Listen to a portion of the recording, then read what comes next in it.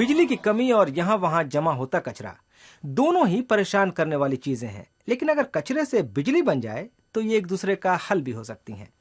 यूं तो यूरोप में करीब 450 केंद्रों पर कचरे से बिजली बनाने का काम चल रहा है, लेकिन अब भारत में भी इसकी शुरुआत हो चुकी है। हैदराबाद एक शानदार मिसाल है। यहाँ कचरे की रिसाइकलिंग भी हो रही है और पर्यावरण का भी ध्यान रखा जा रहा है।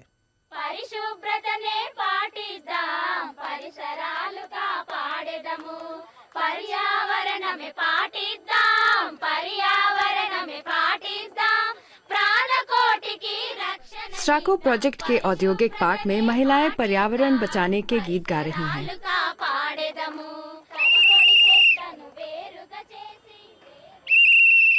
साकोबाई कृष्णावेनी भी इस प्रोजेक्ट से जुड़ी हैं और कचरा बीनती हैं। आसपास के जंगलों में जो कचरा भर गया था उसे साफ कर दिया गया है। अब इसे रिसाइकल किया जाएगा। हर रोज 9 से 10 टन कचरे को सही जगह पहुंचाया जाता है। इससे प्रदूषण घटा है। आंध्र प्रदेश की राजधानी हैदराबाद तेजी से बढ़ता शहर है।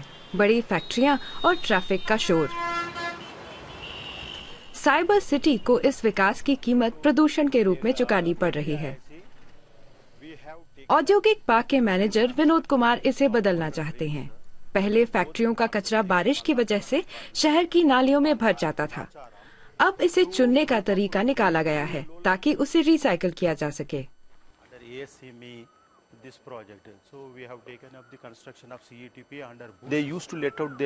वे अपना कचरा खुली जगह में डाल दिया करते थे। उससे बहुत ज्यादा प्रदूषण हो रहा था। उसमें सीसा और बहुत से दूसरे केमिकल होते थे जो सेहत के लिए बहुत खतरनाक हैं। विनोद कुमार की कोशिश में सैलिसिलेट्स हमेशा से साथ रहा है। केमिकल और फार्मा कंपनी जहां ऊर्जा की काफी खपत होती है। ऊष्मा और ऊर्जा वातावरण में मिल रहे हैं। कोयले का खर्च और कार्बन डाइऑक्साइड का उत्सर्जन भी बढ़ रहा है। तो इस तरीके से हम कोयला भी बचा पाएंगे और पर्यावरण को भी।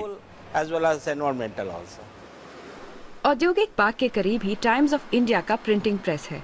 यहाँ अखबार छप रहे हैं, लेकिन बाहर का तापमान 42 डिग्री है। प्रेस बिना एयर कंडीशन के नहीं चल सकती। छत पर जो इंतजाम किए गए हैं उससे हर साल 22,000 किलोवाट बिजली बच रही है। सिर्फ बिजली ही नहीं, पैसों की भी भारी बचत हो रही है।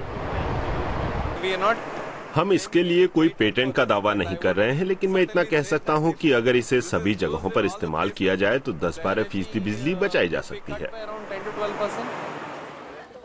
पास ही में पर्यावरण के बारे में जानकारी के लिए वर्कशॉप चल रहा है। जर्मन संस्था GIZ की मदद से लोगों को बताया जा रहा है कि कौन से कदम उठाए जाने चाहिए। हम व्यवहारिक तरीके बताते हैं। इससे लोग पैसे लगाए बिना भी बचत शुरू कर सकते हैं और पर्यावरण को भी फायदा होता है। विनोद कुमार की कोशिश होती है कि हर किसी को पर्यावरण के बारे में जागरूक करें। अगर इस प्रोजेक्ट को पूरी तरह काम में लाएं तो हम हर साल लगभग 38 लाख टन कार्बन डाइऑक्साइड की कटौती कर सकते हैं। 3.8 मिलियन टन पर ईयर। शाम हो गई है। काम के बाद घर लौटने का वक्त आ गया है। इस बात की खुशी है कि आज के इस दिन जलवायु परिवर्तन और पर्यावरण सुरक्षा के लिए कुछ किया जा सका।